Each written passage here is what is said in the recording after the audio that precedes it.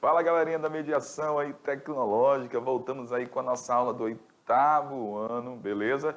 E a gente vai continuar falando, galera, sobre migrações, as migrações que acontecem há tanto tempo na história da Terra, elas só foram se modificando aí os propósitos, as causas que levaram a migrar em diferentes espaços aqui no território terrestre. Então, nossa aula ainda hoje é sobre migrações, fica de olho aí na nossa tela. Vamos lá. Aula. Só um pouquinho. Vamos lá, nós vamos falar sobre migração intrarregional, que é a nossa aula de migração parte 2. O que é migração intrarregional? O que é migração interregional? Vamos falar também sobre os deslocamentos populacionais. Então, você aprendeu na aula passada, vem aqui comigo rapidamente, que migrar, o que é migração? Migração é esse ato de deixar o deslocamento aí pelo território, pode acontecer a migração dentro de um mesmo estado, pode acontecer uma migração entre diferentes estados, entre diferentes regiões do mundo e também entre diferentes países. Então, migração é esse ato aí de deslocamento, beleza, galera? Vamos lá na aula de hoje, mais assunto aí para você compreender sobre a temática de migração humana. Quando eu falo da migração intrarregional, o que é a migração intrarregional? Intra é a imigração, esse deslocamento que vai acontecer dentro de uma mesma região, beleza? Nós temos aí a migração intrarregional.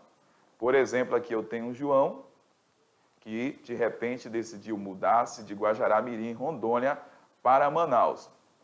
Guajará-Mirim e Manaus fazem parte aí de uma mesma região geográfica? Sim ou não? Qual que é a região geográfica de Guajará-Mirim e Manaus? Vamos lá, galera, vamos pensar aí sobre essa questão de regiões do Brasil. Então, Manaus e Guajará-Mirim fazem parte aí da chamada região norte do Brasil. Então, toda vez que a migração acontece aí dentro de uma mesma região, nós temos as chamadas migrações intrarregionais. Beleza, galera? De repente, se fosse, por exemplo, entre Cuiabá e Brasília. Cuiabá e Brasília também seriam um exemplo aqui de migração intrarregional, porque Cuiabá e Brasília estão inseridos aí na região centro-oeste do Brasil. Beleza? Então você viu que é simples. Dentro de uma mesma região, migração intrarregional.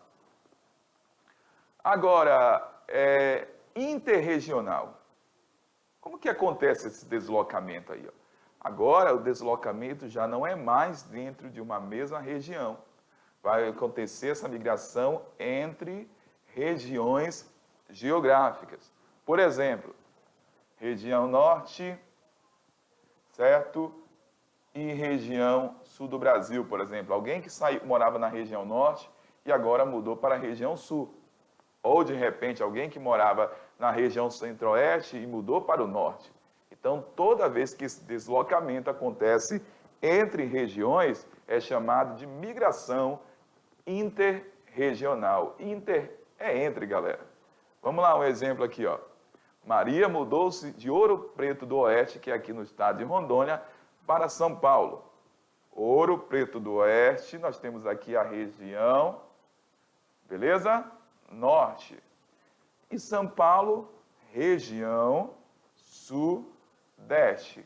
Então, toda vez que acontece esse deslocamento entre regiões, nós temos a chamada migração, galerinha, interregional. Só para você recordar que o Brasil é regionalizado em 5 regiões.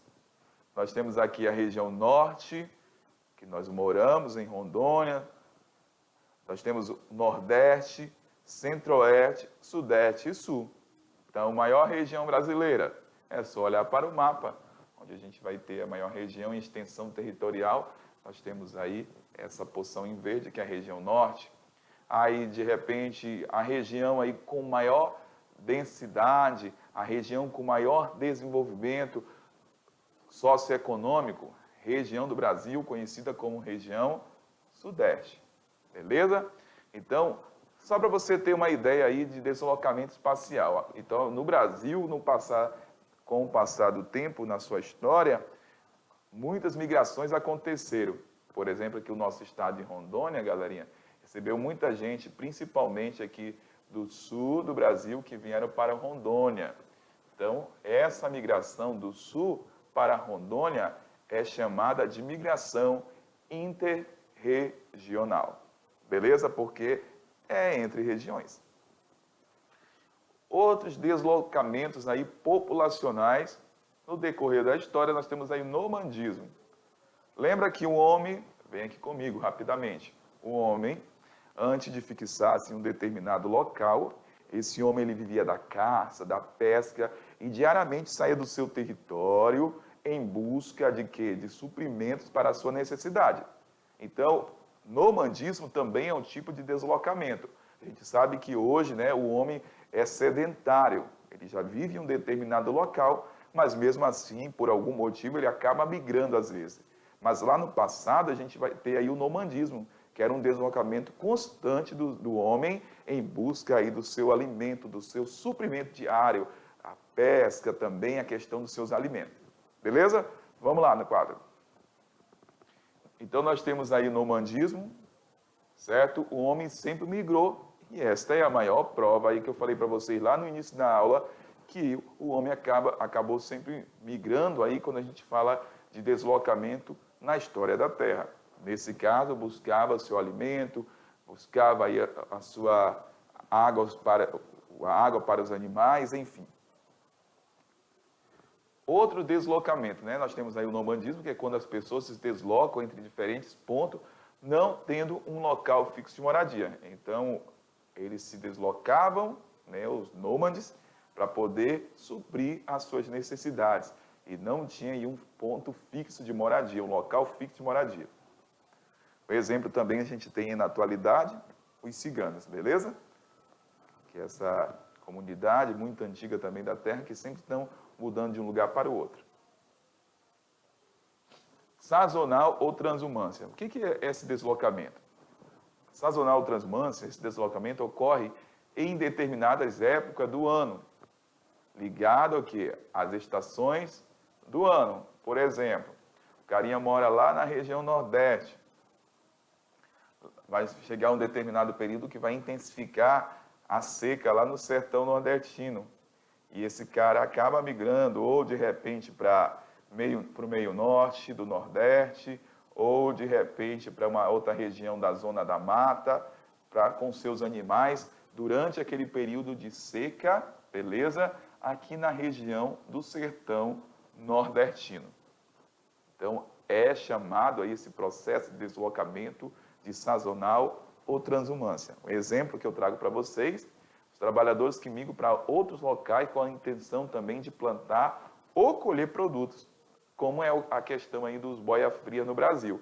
Esses boias frias aqui do Brasil eram trabalhadores aí, vem aqui comigo, trabalhadores do Brasil que durante o plantio, beleza? Vamos aqui, diretor, comigo. Galera, esses boias frias aí eram trabalhadores aqui do Brasil, que trabalhavam no plantio da cana, ou de outras culturas que eram contratadas em um determinado período, beleza? Do plantio ou da colheita. Terminava aquele período, naquele local de trabalho onde ele foi contratado, ele voltava para a sua cidade de origem. Professor, mas por que o nome boia fria, ou os boias frias? Porque esse carinha, quando ele saía bem cedo lá do seu local de moradia, para o trabalho lá no campo, ele levava uma marmita, uma panelinha com o seu alimento. E na hora que ele ia comer, não tinha toda essa tecnologia que nós temos nos dias atuais, um micro-ondas para esquentar, ou de repente um forno para aquecer aquele alimento.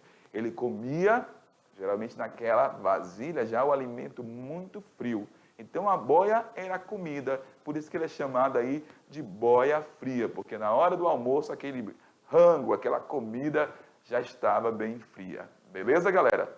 Voltando, vamos lá. Então, temos aí um exemplo de deslocamento, né, de migração chamado de sazonal ou transhumância. Pendular. O que é esse deslocamento? É um deslocamento, beleza, galera? Diário, que ocorre nos centros urbanos ou entre duas cidades próximas. Por exemplo, centros urbanos aqui, o carinha mora lá na Grande São Paulo. E aí, de repente, ele não mora no bairro tão afastado da região central de São Paulo, mas todos os dias ele sai aqui desse bairro mais afastado a trabalho aqui na região central de São Paulo, ou para estudo. Terminou o dia, ele retorna para a sua residência. Então, esse movimento é chamado aí de pendular. Ou, de repente, também pode acontecer, como eu coloquei para vocês, a migração, né, esse deslocamento entre duas cidades próximas. Por exemplo, todos os dias, João sai de Candeias do Jamari, aqui no estado de Rondônia, próximo de Porto Velho, vocês sabem, para trabalhar e estudar, e retorna à noite.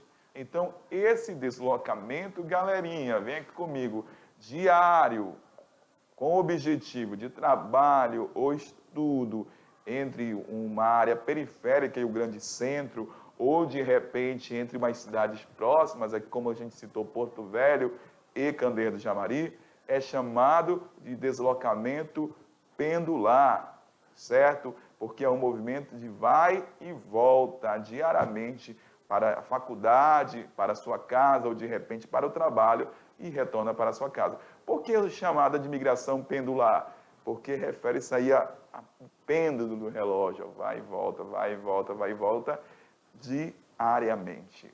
Beleza? Vamos lá.